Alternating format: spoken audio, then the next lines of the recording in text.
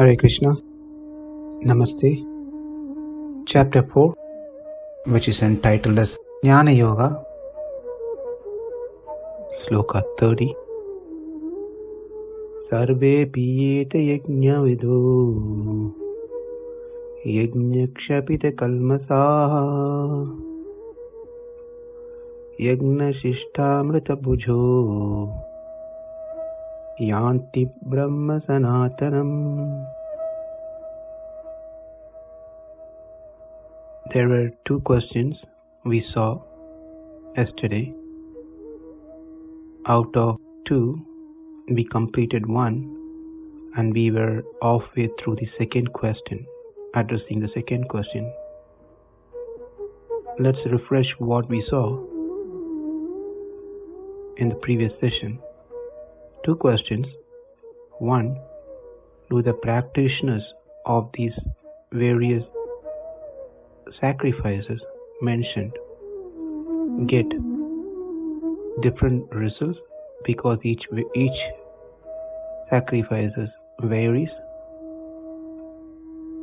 The answer we saw, all those who practices what's been mentioned by picking that which satisfies their taste and talents will get the same result, will destroy their sins through the sacrifices that they picked, and they attain the eternal Brahman, attain vision of pure self. So the result is same, there's no difference. Then the second question, can these practitioners refrain from performing yajña, nitya karma, naimitika karma, other things, because they have picked up which they are comfortable and interested in? Answer is no. Even if one picks up one of the sacrifices that's been mentioned earlier, one should still continue doing their prescribed and occasional rites, which are namely nitya and naimitika karmas. Nitya karma are activities which are caused by the known and predictable events, like morning puja, chanting every day, offering food to God every day. These are all happens regularly. Naimitika karmas are activities which are caused by the unknown or unpredictable events. Birth in the family, death in the family, these are all the naimitika karmas, and many more. We were in the section where the importance of doing these karmas were discussed. The reason why we all have to do it were also discussed, because there are certain acts that we do, and those acts which we have to do every day creates some papa, sin. They are called panchasuna.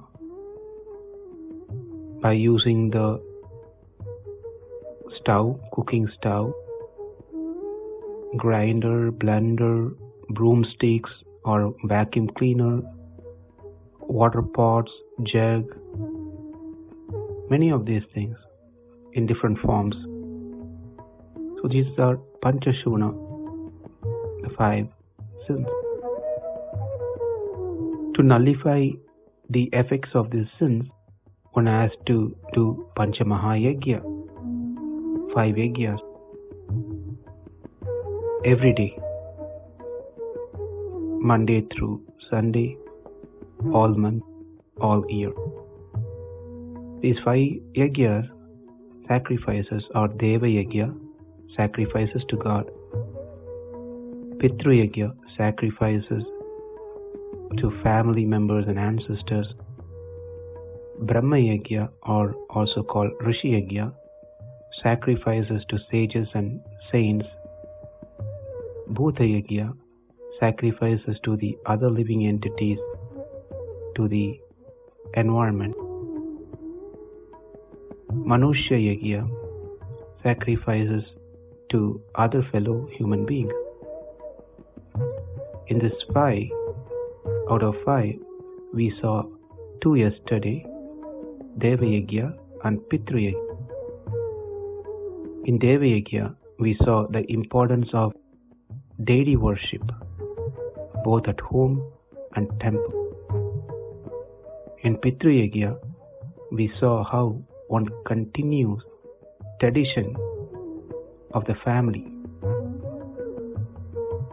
Another point one can consider is to extend themselves beyond their parents and grandparents to help other aged people in general.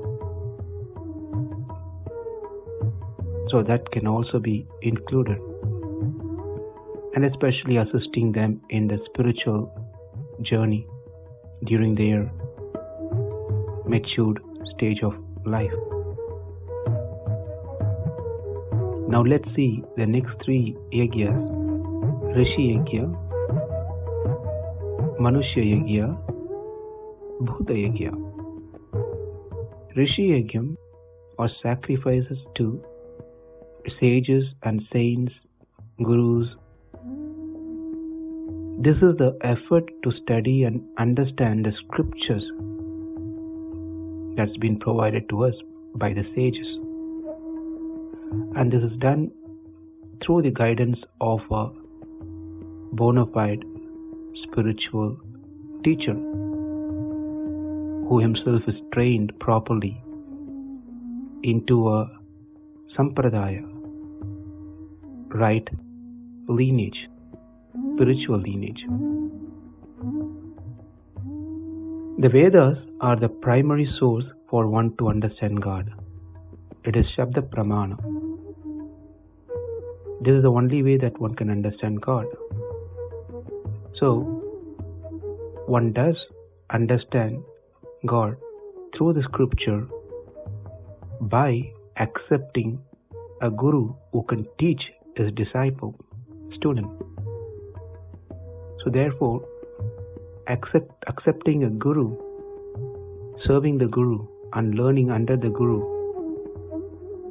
is important.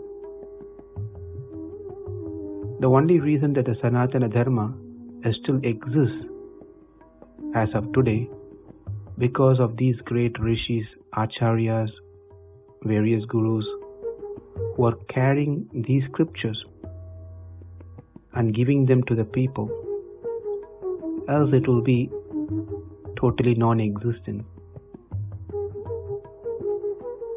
Those days, the sages doesn't need to remember anything by entering into their devices or record it while someone is saying something.